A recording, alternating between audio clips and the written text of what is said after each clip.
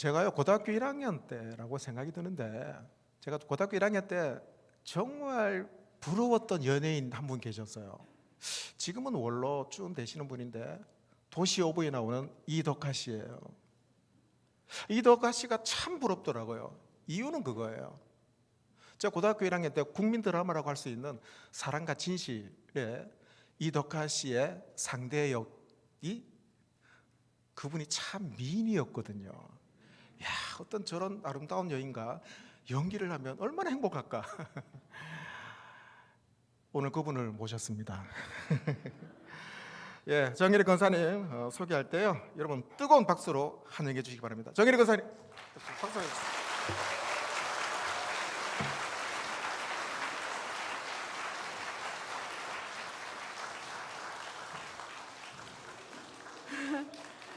조금 낮출게요. 안녕하세요. 반갑습니다. 바로 그 미인 정혜리입니다.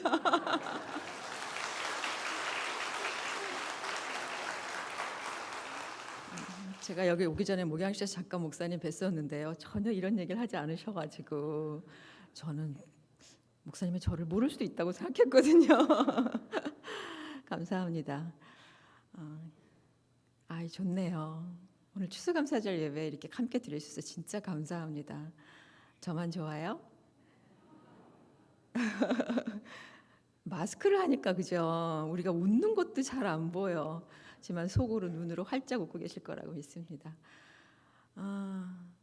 그러게요. 제가 웬복으로 이 자리에 서 있는지 같이 예배드리면서 말씀드리면서 같이 찬양하면서 정말 은혜 아니면 내가 설 수 없는 자리인데 은혜로 이 자리에 쓴 게 얼마나 감사한지 모르겠습니다. 그 감사를 같이 나누고 싶어요. 저는 목사님도 아까 여쭤보시더라고요. 모태신앙이세요? 그러시더라고요. 아니에요. 저는 모태신앙도 아니고 그래서 더 새록새록 돌아오면 정말 하루하루가 다 감사구나, 다 은혜구나라고 생각을 할 수밖에 없습니다.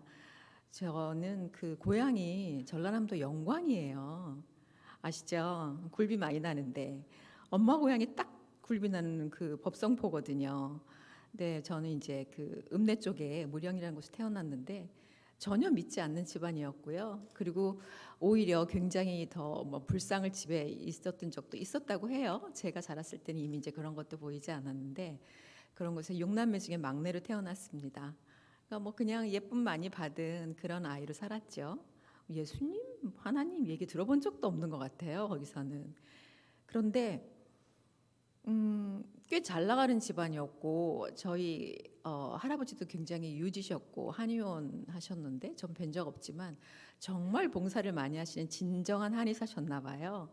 그래서 무료 진료를 진짜 많이 해주셔서 우리 엄마가 그 얘기를 하시더라고요. 엄마는 맏며느리였는데 그 명절이나 이럴 때 되면 정말 많은 분들이 먹을 것들을 들고 그렇게 오셨다고, 그런 집이었고, 그리고 직접 이렇게 할아버지께서 환부해서 고름을 이렇게 입으로 빨아서 치료하는 그런 모습도 참 많이 보셨다고, 참 좋은 어르신이셨다고 이런 고백을 하시더라고요. 그러나 하나님을 알지 못하는 집안이었어요. 그랬는데 그렇게 좀 잘 살았다고는 하는데 어느 날 아버지가 예전에는 왜 이렇게 보증을 많이 서서 이것저것 하는지 망했대요. 어느 날 서울로 이사를 오게 됐어요. 제가 학교를 되게 일찍 들어갔거든요. 3학년 때 이사를 왔는데 와보니까 집이 완전 딴판인 거죠. 너무 가난한 집에 살게 된 거예요. 근데 그때 가난이 어린 아이들한테는 그렇게 두렵거나 무섭거나 이런 건 아니었죠. 그러나 어쨌든 저의 그 삶의 터전이 서울로 옮겨지게 되면서 친구 따라서 제가 처음 교회에 놀러 간 적이 있어요. 예전에 차투로 그림을 그렸던 탄일종이 울리네 이렇게 했던, 처음에 교회 가서 봤던 바로 그 모습이었거든요. 차트 탄일종이 울리네 땡땡땡 불렀던, 그러니까 사탕을 먹으러 교회를 갔어요. 그래서 저는 지금도 아프리카를 가거나 어디 가거나 할 때 늘 제 주머니에 사탕을 두둑하게 들고 다닙니다. 제가 사탕 먹으러 교회를 갔던 기억이 있어서. 그러나 주변에 믿는 사람이 없으니까 그냥 가진 않았지만 하나님께서는 이미 저를 찜하셨기 때문에 끝없이 제 주변의 사람들을 붙여가면서 그렇게 교회를 이끄는 시간들을 갖게 해주셨죠. 그러나 잘 몰랐어요. 근데 제가 고등학교 저는 이제 뺑뺑이 세대이긴 한데 금난 여자 고등학교라는 데가 제가 졸업한 학교인데 그 학교가 이화여대랑 같은 재단이어서 학교도 같이 붙어 있고 그래서 일주일에 한 번씩 채플 시간이 있었고 그리고 성경 시간이 있었죠. 그래서 이대 강당에서 늘 일주일에 한 번씩 채플을 드리고 그렇게 학교에 갔었습니다. 근데 그거를 3년을 했잖아요. 잘 알지 못하지만 그러니까 뭘 잘 알지 못하지만 어느 날은 어떤 날은 그 말씀이 저한테 들어온 날도 있었을 것이고 찬양하던 거 뭐 이런 분위기들 이런 그 평안이 제 마음에 들어오기 시작했었겠죠. 그리고 성경 시간에 들려줬던 뭐 예수님 하나님 이야기들 이런 것들이 그저 제 마음속에 조금씩 자리 잡고 있었겠지만 저는 뭐 전혀 교회를 다니는 사람은 아니었습니다.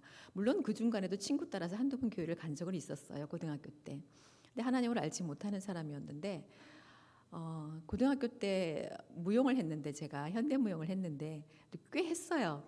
그래서 그 학교가 또 꽤 유명한 무용으로 유명한 학교여서 콩쿠르에 나가서 상도 받아서 그냥 뭐 이제 무용으로 대학교를 가면 되는 그런 상황이었는데 건강을 잃었어요. 정말 좋은 스승님을 만난 게 에리야 제가 본명이거든요.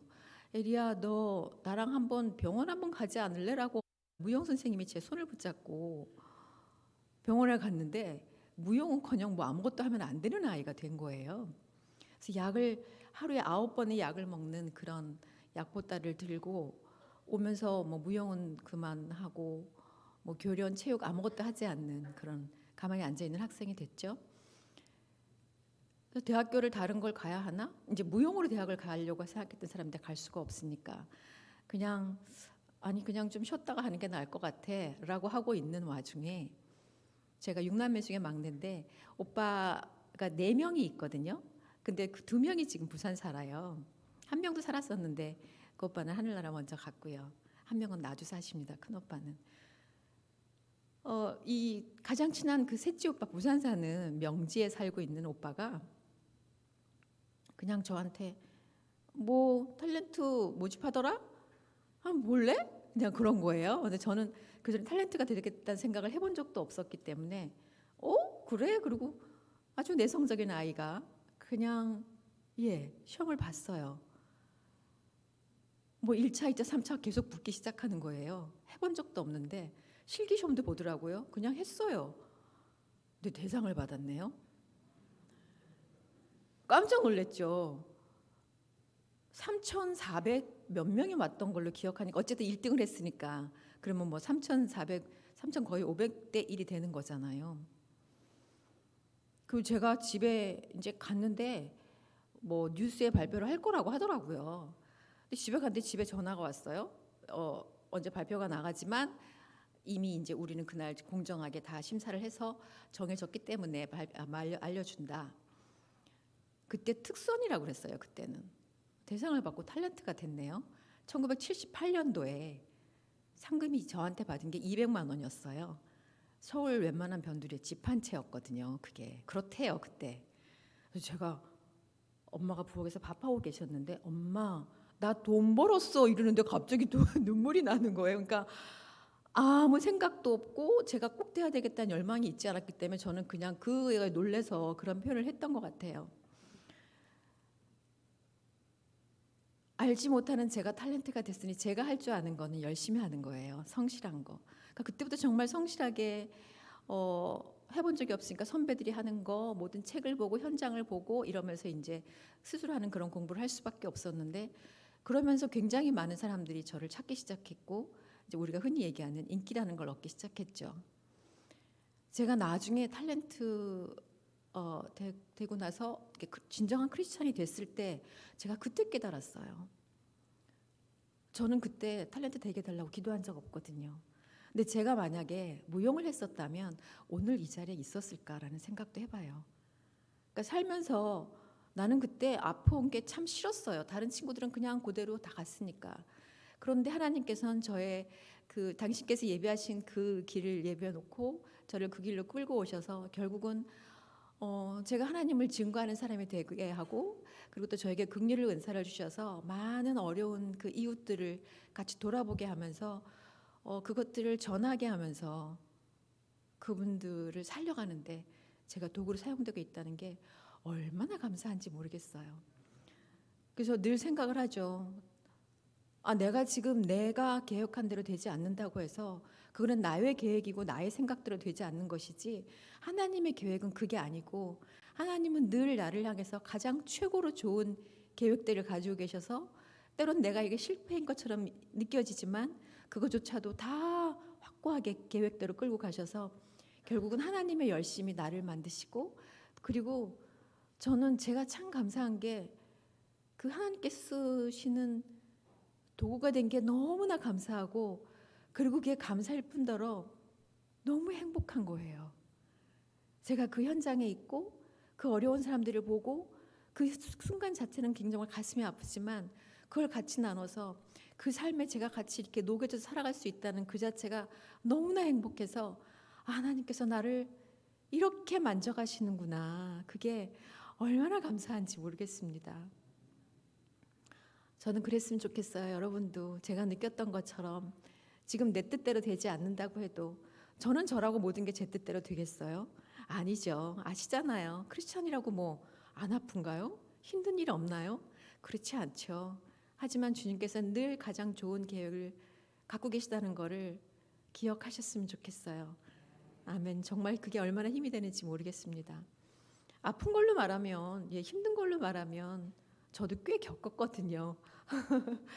그냥 편안하게 탤런트가 된 것 같았지만, 삶의 여러 가지 질고는 누구나 겪듯이 있었습니다. 저도 몇 년 전에 암을 앓은 적고요.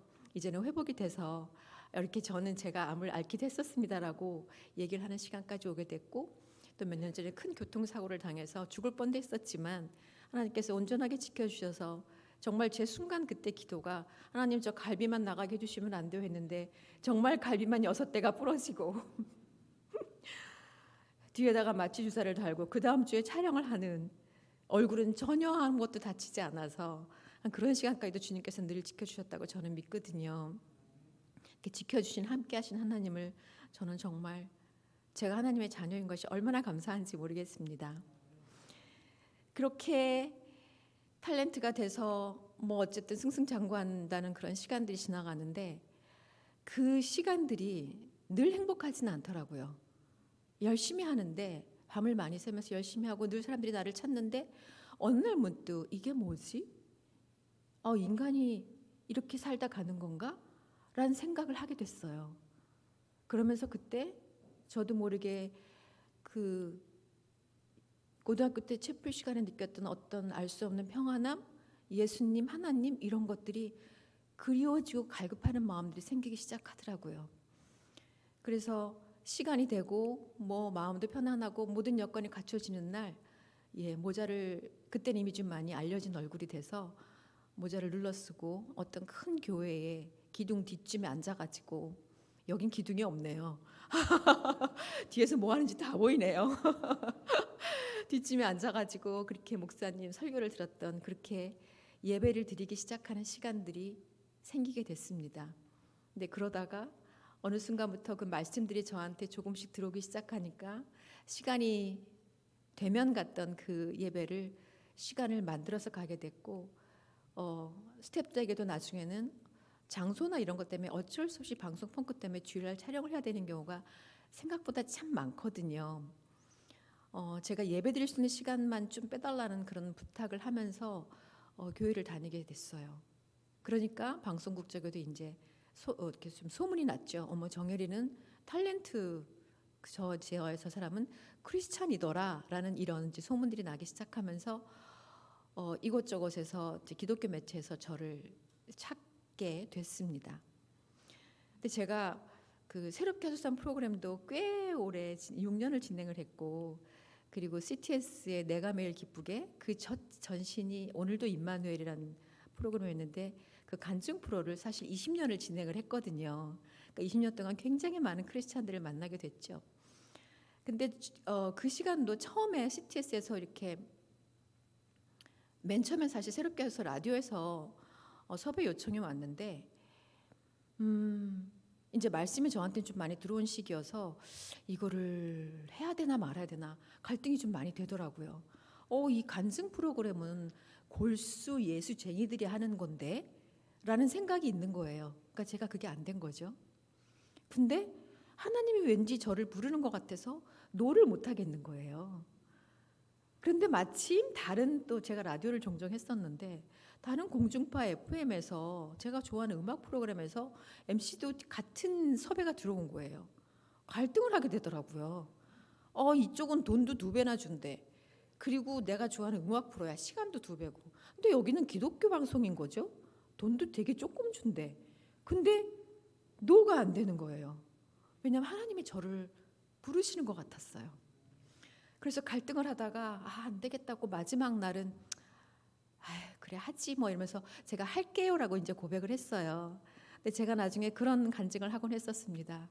그때 순간의 선택이 10년을 좌우하는데 옛날에 냉장고 그 광고 카피가 있었지만 저는 그 순간의 선택이 정말 저의 나중을 정말 영혼을 좌우한다고 얘기할 만큼 정말 아주 주님께서는 그 이후에 많은 크리스찬들을 제가 만나게 해주시면서 하나님께서 어떤 분이시고 어떻게 사람들 통해서 역사하시는지 어떻게 만져가시는지를 정말 이루 말할 수 없는 시간들을 저에게 허락을 해주셨어요. 그래서 제가 하나님을 더 많이 알게 됐죠. 주님과 더 가까이 가게 됐어요. 그러면서 CTS에서 간증 프로그램을 진행을 해달라고 하는데 이제 개국할 때 저는 그때 그런 생각이 들었어요. 하나님께서 저를 그네에 태우시고 에리야, 너 내일을 한번 해보지 않을래? 좀 내가 뭘 하는지 좀 더 보지 않을래 하면서 정말 저를 그네에 태우시고 뒤에서 저를 이렇게 밀어주신다는 느낌이 정말 강하게 들었어요. 더 멀리 보여주시고 더 멀리 보여주시고 그러면서 하나님이 어떤 분이신가를 많이 알게 됐죠. 저는 특별히 그렇게 생각해. 어떤 분은 어떤 커다란 사건을 통해서 저는 어느 날 갑자기 하나님을 만났습니다. 이렇게 고백하시는 소낙비 신앙인도 있지만 저는 많은 시간 하나님을 이야기를 들으며 말씀을 들으며 이렇게 차곡차곡 저의 몸속에 하나님이 들어오기 시작하면서 정말 이슬비처럼 이젠 제가 어느 날 눈을 뜨고 보니까 하나님 없이 살 수 없는 인간이 되어 있는 그런 인생이 되어 있는 이슬비 신앙이라는 그런 고백을 하곤 합니다. 이슬비면 어떻고 소낙비면 어때요? 그죠? 우리가 하나님 안에서 그냥 온전히 살아가면 그건 최고라는 생각이 지금 들죠. 그럼에도 사람이잖아요, 제가. 날마다 주님의 얘기를 듣고 주님과 가까이 가고 동행하고 사는 것 같아도 하나님 앞에 가면 하나님의 얘기가 너무 좋고 하나님이 너무 좋고 내가 무슨 어떤 세상적인 나쁜 일을 막 하지 않는다고 해도 또 세상적으로 또 열심히 살 때는 이게 또 그냥 편안하고 좋은 거예요. 그러니까 이쪽에 살기도 하고 이쪽에 살기도 하고 이게 어떻게 되겠어요? 가랑이 찢어지는 거죠. 여기 가면 또 선하게 살아요. 그냥 뭐 좋은 사람들과 좋은 얘기하면서. 근데 하나님 안에 보면 이거가 하나도 사실은 쓸데없는 거라는 걸 알겠는 거예요. 근데 저는 지금도 여전히 그럴 거라고 생각해요. 단지 하나 감사한 것은 하나님과 세상 일 사이 속에서 이렇게 가랑에 찢어지던 삶이 이젠 하나님이 너무 좋고 하나님이 나를 만져가시는 게 내가 더 느껴지고 내가 그 안에 평온한 게 너무 감사하기 때문에 이쪽에 가랑에 찢어진 이 다리가 이제는 많이 이쪽으로 많이 건너와서 조금 평안하게 그래도 2다리 이렇게 좀 비슷하게 놓고 쓸 수 있는 자리까지 온 게 너무 감사하고 제가 주님 안에 완전히 주님 품에 안기는 날 주님 만나 뵙는 그날은 이렇게 딱 하나가 되어서 같이 가는 그날을 지금도 소망하면서 살고 있습니다. 하나님께서는 참 감사하게 당신의 일을 참 많이 보여주셨어요. 그리고 저에게 같이 하자고 허락을 해주셨어요. 마치 연애하는 사람들이 혼자 뭐든지 할 수 있지만 같이 하고 싶어 하잖아요. 그것처럼 내가 하는 일이 무엇이다. 내가 이런 걸 사랑해. 라고 참 많은 걸 보여주셨어요. 그래서 저는 언제나 하나님의 열애를 받고 있는 사람입니다. 얼마나 감사한지요. 긍휼의 마음을 저한테 허락해 주셨어요. 그래서 많은 사람들을 보게 하셨죠. 사실 성노원이란 곳에 처음 발걸음을 어렸을 때 물론 가서 봉사를 한 적은 있었지만 제가 성인이 되어서 그것도 탤런트가 됐기 때문에 촬영하러 그 집을 간 거였죠. 노량진에 있는 지금은 보육원이지만 예전에는 그냥 영화원이었어요. 아동법이 바뀌기 전이었으니까 그곳에서 많은 아이들을 만나게 해주셨죠. 촬영하러 가서 제가 다음에 다시 오겠습니다는 그 인사가 시작이 돼서 이제는 이제 정말 전문가들에게 맡기고 제가 2년 전까지 매주 가다가 지금은 다른 일을 더 많이 하는데요. 그리고 코로나 때문에 못 가기 시작했죠, 사실은. 그 곳을 통해서 하나님이 어떤 분인가를 저한테 정확하게 알게 해주셨기 때문에 저는 그 간증을 늘 하곤 합니다. 처음에 가면 아이들이 너무나 많은 아이들이 저를 쳐다보고 있는 거예요. 그러면 저도 모르게 어떤 한 아이한테 눈이 가요. 그러면 그 아이들은 다른 건 다 넉넉하지만 스킨십은 부족할 수밖에 없죠. 아무래도 선생님 한 분이 그 방엄마 한 사람이 많은 아이들을 보니까 이 일이 다 안아줄 수가 없잖아요. 그래서 그 아이들 이렇게 바라보는데 제가 먼저 가장 눈이 딱 멈춘 아이는 오늘은 나야 라는 생각에 너무 당당하게 자기를 안으라고 팔을 벌리는 거예요. 그 아이들은 늘 객관적으로 깨끗하고 예쁜 아이들이었어요. 아이들은 많이 아프잖아요. 콧물을 늘 달고 살기도 하죠. 울기도 잘하고. 근데 그런 아이보다는 그냥 활짝 웃고 있는 아이가 가장 먼저 눈이 갔고 그 아이를 바라보면 그 아이는 당당하게 안으라고 했고 저는 그 아이를 안고 잘 지냈어? 잘 놀았니? 이런 다음에 다른 아이도 사랑해야지 라는 생각을 하면서 구석에 있는 다른 아이들을 바라보기 시작했습니다. 저도 모르게 그랬어요. 근데 한참을 그랬던 것 같아요. 그러다가 어느 날 꽤 오랜 시간이 흐른 어느 날 제가 달라진 저를 발견하게 됐어요. 제가 어느 날부터인가 너무 자연스럽게 가면서 그냥 먼저 휴지에 손이 가서 휴지를 먼저 들어서 구석에 있는 아이를 바라보더라고요. 늘 그 아이는 아프거나 친구랑 싸웠거나 엄마한테 혼이 나서 방엄마한테 혼이 나서 뭐 때문에 마음이 힘들고 아파서 구석에 있는 아이였어요. 그 아이를 오라고 하는 것이 아니라 제가 먼저 그 아이한테 다가가서 그 아이를 내 무릎에 앉히고 눈물을 닦아주고 코를 닦아주고 왜 여기 있어? 싸웠어? 혼났어? 그랬구나. 그리고 안아주고 다독여주고 그 아이 한참 얘기를 하다가 아이가 마음이 풀리면 우리 가서 친구들이랑 같이 놀까? 그러면 아이들 당당해지거든요. 그럼 같이 그 아이랑 같이 가서 친구들이랑 놀고 그랬어요. 근데 어느 날 제가 깨달았죠. 그렇구나. 하나님이 그러신 분이구나. 내가 늘 깨끗하고 내가 예쁘게 웃고 있어서가 아니라 특히 내가 더 힘들고 아프고 외롭고 주저앉아 있고 싶을 때 그때 이리 와 하시는 게 아니라 나에게 찾아오셔서 나를 무릎에 앉히시고 내 눈물을 닦아주시고 힘들었니? 아팠니? 나를 안아주시고 내가 괜찮아졌을 때 우리 저희 같이 가서 놀까? 라면서 내게 찾아와 주시는 바로 그분이 하나님이시구나. 하나님이 그런 사랑을 가지신 분이구나라고 제가 그때 느끼고 얼마나 감사했는지 몰라요. 하나님의 사랑을 깨닫게 된 게 제가 성노를 다니면서 정말 많은 아이들을 안아주고 만나고 여전히 지금 결혼까지 한 애들이 있지만 그 아이들 그렇게 그 아이들의 삶이 변한 것도 감사하지만 내가 하나님의 사랑을 깨닫게 됐다는 게 얼마나 큰 감사인지 모르겠어요. 그리고 그때부터 있는 그대로의 사람들을 보기 시작했어요. 내가 어떤 모습이든지 간에 나의 모습을 있는 그대로 사랑하시는 그분 때문에 내가 여전히 이 자리에 서 있는 거고 내가 오늘 이 자리에 힘들게 있어도 여전히 그분은 나를 더 사랑하시는 분이니 그러니 아무 누구도 내가 판단할 수 없구나. 그걸 깨달은 게 가장 큰 감사입니다. 많은 걸 보여주셨죠. 그리고 많은 사람들을 만나게 해주셨고 저에게 긍휼의 마음을 주셨다 그랬잖아요.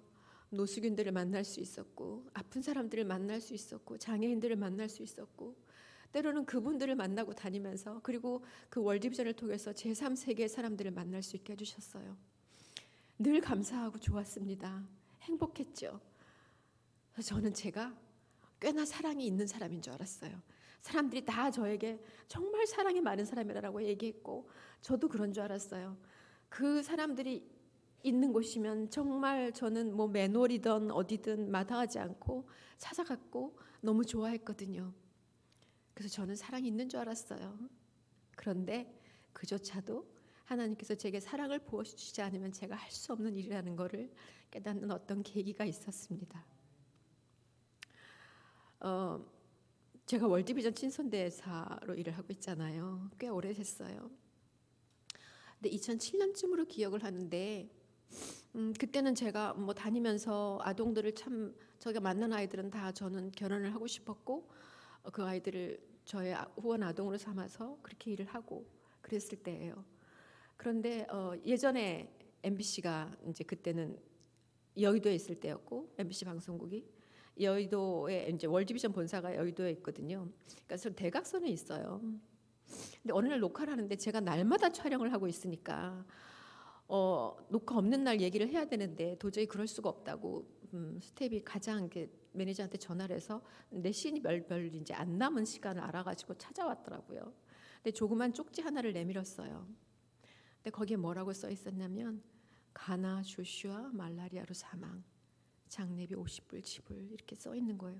그분들도 뭐라고 말을 할 수 없으니까 자그맣게 적어 갖고 왔더라고요. 얘기를 들어본 주 조슈아는 제 아동이었고 저는 그때까지 가나를 한 번도 간 적이 없어서 아직은 한 번도 본 적이 없는 아이였고 저와 결혼된 지 얼마 되지 않은 아이였어요. 그리고 그곳에서도 제가 월드비전과 많은 일을 하기 때문에 압니다. 더 많이 애를 썼겠죠. 그래서 그 아이를 당연히 살리려고 했겠죠. 후원아동인데 후원아동 아니어도 아이들을 정말 살리려고 애를 씁니다. 근데 이 아이가 말라리아가 걸렸는데 약을 줬죠. 근데 이 아이는 영양실조 상태가 너무나 오래된 아이였기 때문에 말라리아 약조차도 견디지 못하고 그걸 흡수하지 못하고 결국 사망을 했던 거예요. 가슴이 벌렁벌렁 하더라고요. 근데 전 아버지 돌아가실 때도 녹화를 했거든요. 그렇게 알고 살았으니까 평생을. 그래서 녹화를 했어요. 정신을 차리고. 그리고 밤에 집에 와서 기도를 하는데 오늘 무슨 일이 있었던 거지? 라는 생각이 드는 거예요. 어머, 내 아이가 죽었다는 거예요. 그것도 기가 막힌데 저는 정말 더 기가 막혔던 건 제가 그걸 견디고 녹화를 했었다는 사실이에요.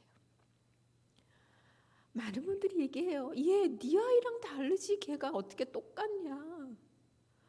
예, 맞아요. 달라요. 제 딸 이름이 지연이에요. 지연이랑 다르더라고요. 그런데 하나님이 저한테 그 마음을 주셨어요. 그 아이도 네가 지연이만큼 사랑하는 내 아이다.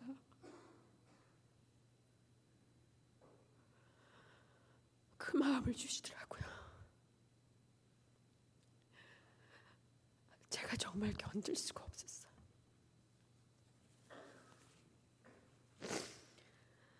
그날 정말 많이 울었어요.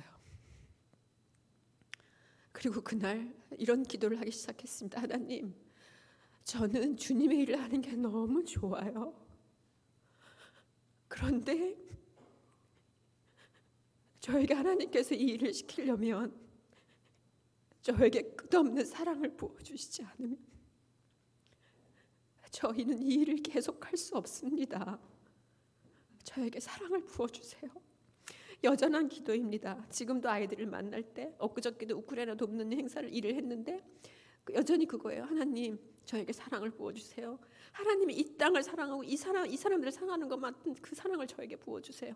그래야 제가 나가서 얘기를 할 수 있습니다. 그 사람들을 만날 수 있습니다.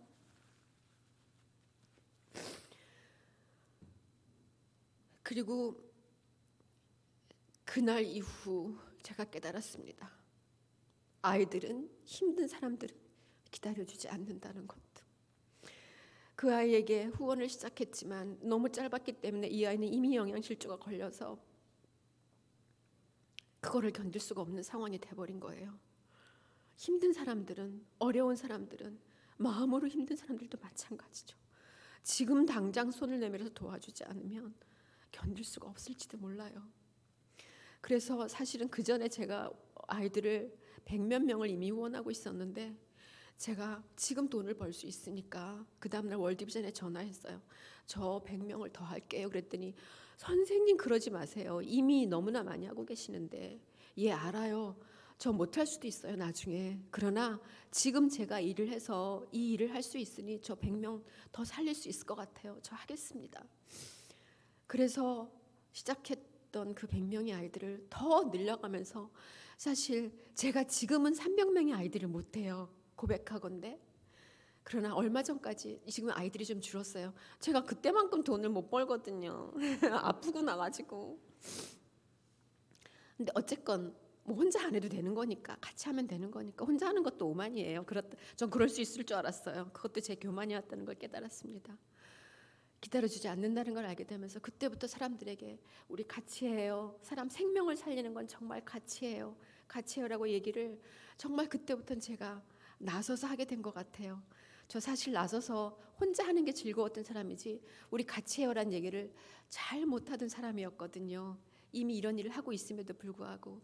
그러나 주님께서는 이미 제가 원하지 않았을 때, 제가 탤런트 되게 해주세요라는 기도를 하지 않았을 때 저를 사람들에게 많이 알려주셨고, 그리고 저에게 그런 일을 계속 시키셨고, 그래서 지금은 우리 같이 해요라고 얘기할 수 있는 그런 기회도 허락해 주셨기 때문에 그 일을 하는 것도 하나님께서 저에게 주신 제가 감당해야 할 일이라고 저는 믿고 여전히 합니다. 그리고 저는 사람들에게 그 많은 정말 드라마를 많이 출연을 했어요. 다작하는 게 부끄럽냐고요? 저 부끄럽지 않았어요. 왜냐하면 저는 그 아이들의 부모거든요. 엄마거든요. 부모가 자식들을 살려야 하는데 일 가리고 하나요? 나쁜 짓 하지 않고 제가 하나님께서 저에게 주신 그 소명을 열심히 다하고, 그래서 제가 수입이 생겨서 그 아이들 살릴 수 있다면 저는 너무 당당한 가장으로서 그게 너무 행복했습니다. 그래서 그런 것들이 전혀 부끄럽지 않았어요. 그냥 일을 하는 게 감사했고, 일을 주시는 게 감사했고, 여전히 그 자리에 저를 보내주시는 게 감사했고, 그리고 그 사랑을 느끼게 해주시는 게 너무나 감사했고, 여전히 감사하고, 전 지금도 여전히 그 기도를 해요. 하나님, 저는 이 일을 하는 게 너무 좋아요. 그래서 제가 하늘나라 갈 때까지, 하나님을 정말 앞에서 얼굴을 뵐 때까지 전 이 일을 하게 해주셨으면 정말 좋겠어요. 허락해 주세요라는 기도를 날마다 합니다. 여러분도 혹시 제가 텔레비전에 나오거나 하면 맞아, 저분은 그 기도를 하셨지라고 같이라도 기도를 해주셨으면 정말 좋겠어요. 제가 이 일을 같이 할 수 있도록. 목사님께서 처음에 그 아름다운 여인이 참 좋았다 그러셨잖아요. 제가 지금은 비록 눈물을 흘려서 아침에 꽃단장 했거든요. 근데 그때 참, 지금 저는 예전 거를 전 기록을 갖고 있지 않아요, 사실. 왜냐하면 흘러가는 거라고 생각해서 그게 그렇게 중요하지 않다고 생각했어요. 근데 어떻게 무슨 이유로 이렇게 다른 뭘 보니까 예쁘긴 하더라고. 예쁘더라고요. 젊어서 이쁘고 이쁘더라고요. 근데요, 전 지금이 더 좋아요. 전 진심 지금이 더 아름답다고 생각해요. 반응이 없으시네요.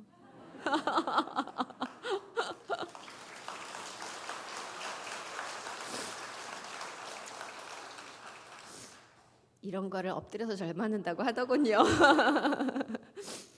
그래도 저는 그래요. 왜냐하면 예전엔 제가 하나님을 몰랐어요. 제 안에 하나님이 안 계셨어요. 근데 지금은 하나님이 계시기 때문에 하나님께서 물론 옛날보다 주름도 생겼고 뭐 늙었죠. 그거는 뭐 어쩔 수 없어요. 근데 나쁘지 않아요. 제가 눈도 나빠서 사실 안경을 벗어갖고 지금 잘 안 보이거든요. 제 주름도 잘 안 보여 스스로. 그것도 나쁘지 않더라고요. 하나님께서 그냥 너무 다 들으려고, 너무 다 보려고 하지 마라. 그것도 괜찮다라고 하시는 것 같아요. 그래서 저는 그렇구나. 하나님께서 이거를 이렇게 약하게 하시는 것도 다 이유가 있구나라고 생각을 해요. 나이 먹은 사람의 변이라고요? 그럴 수도 있어요. 그러면 어때요? 그냥 지금이 좋은데요. 그런데 또 제가 믿는 게 있어요. 저는 하나님 손을 놓을 생각이 1도 없어요. 그리고 하나님께서는 제 손을 절대로 놓지 않을 거라는 걸 저는 믿어요. 지금까지 그러셨던 것처럼. 그래서 10년 후는 제가 더 아름다울 거예요. 여기 계신 모든 분들도 10년 후에 지금보다 훨씬 더 아름다울 것을 믿습니다. 아멘 하셨어요? 목사님, 저 10년 후에 한 번 더 올까요? 우리 확인해야죠, 그죠? 어떻게 살았는지 서로. 여전히 아프고 힘든 게 있어요. 그리고 삶을 보면 왜 이럴까 싶은 안타까운 일들이 참 많이 있습니다. 그리고 저는 또 힘든 사람들을 참 생각보다 많이 만나요. 제가 또 암을 알았었기 때문에 이제 6년 됐어요. 5년이 지나서 6년 전에 난소암을 수술을 했거든요. 그래서 항암 치료도 해서 머리가 다 빠진 적도 있었어요. 그러나 사람들 잘 몰랐어요. 왜냐하면 드라마와 연극을 하다가, 또 드라마도 그때 몇 개를 하고 있었네요. 하다가 그렇게 됐고, 수술을 해야 되는 복막염이 먼저 와서 수술을 했고요, 사실은. 그래서 또 암도 발견하게 됐고, 갑자기 수술을 하게 돼서 제가 밝히지 말자 그랬어요. 왜냐하면 제가 이제 연기를 하는 사람이고 다른 것들 때문에 방송에 나오는데, 혹시라도 건강하지 않은 모습을 먼저 바라보게 되면 그 극중의 사람으로 보이는 것이 아니라 아픈 사람으로 먼저 보이면은 그게 너무 방해가 될 것 같아서 제가 이제 나중에 낳고 나서 얘기를 하게 됐는데요. 그리고 또 사실 일을 많이 했어요. 너무 제가 혼자 했던 것도 있었던 것 같아요. 하나님보다 앞서서. 그러나 감사하게 잘 낫게 해주셨고, 머리도 펄펄거리고 잘 낫고. 그래서 그전에는 제가 아픈 사람들을 많이 봤지만 진심 진정으로 그 사람들의 마음을 다 이해하지 못했어요. 이제는 암 경험자들을 만나면 정말 진심으로 그 마음을 알기 때문에 진심을 다가가서 얘기할 수 있고, 또 그것도 너무 감사하더라고요.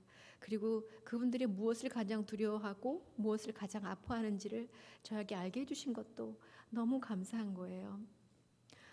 그런 또 다른 제가 일을 하게 해주신 것도 너무 감사하고, 그래서 그 일을 계기로 해서 정말 제게 좋은 습관이 생겼는데, 날마다 걷는 거예요. 30분씩은 걷자 해서 걷는데, 그 걸으면서 보는 하나님의 지으심이, 신묘막직함이 날마다 얼마나 감사한지 모르겠어요. 그걸 보면서 걸으면서 저는 이제 성경 말씀을 묵상하곤 하는데, 요즘에 이제 많은 말씀들을 계속 시편 75편을 다 하기도 하고 얘기도 하고 이러다가 시편 23편이 사실 많은 분들이 좋아하시잖아요. 그런데 그것 저도 날마다 암송을 하면서 다니지요. 그런데 요즘엔 그 23편 중에 6절이 그렇게 와닿는 거예요. 맞아.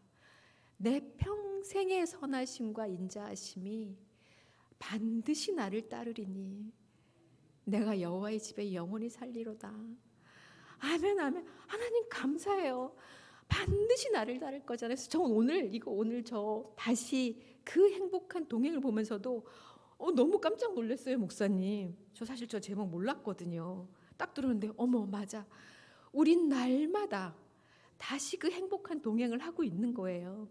어제의 은혜가 오늘의 나를 지탱시켜주지 못하더라고요. 오늘 바로 내가 주니까 행복하게 동행할 때 오늘 내가 행복한 것이고, 내일 되면 또 다른 행복이 또 시작이 돼서 또 하루 또 행복하게 동행하는 우리가 됐으면 좋겠어요. 제가 이 얘기를 옛날에 했는데 요즘 거의 안 했는데요. 한번 하고 싶어요. 다리 불편하신 분들 말고요. 잠깐 일어나 보실래요?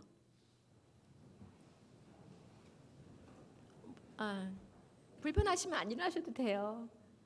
이게 몸으로 기억하는 게 우리가 지금 기억하더라고. 앉으세요.